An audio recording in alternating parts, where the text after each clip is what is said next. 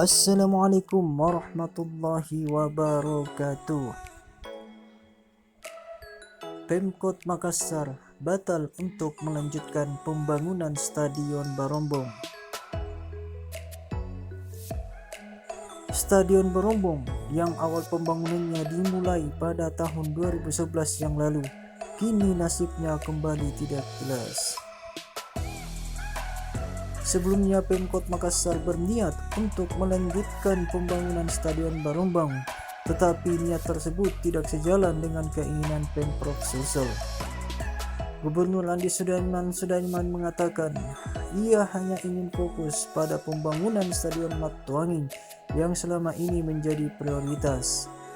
Dalam kesempatan itu, Pemprov Sulsel mengajak Pemkot Makassar untuk bersama-sama membantu percepatan pembangunan stadion.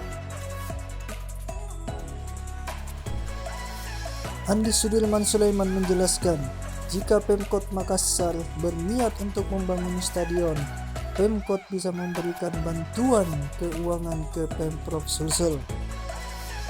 Namun di tempat terpisah, Wali Kota Makassar Dani Pomanto tidak bisa memberikan bantuan anggaran jika tidak ada penyerahan aset.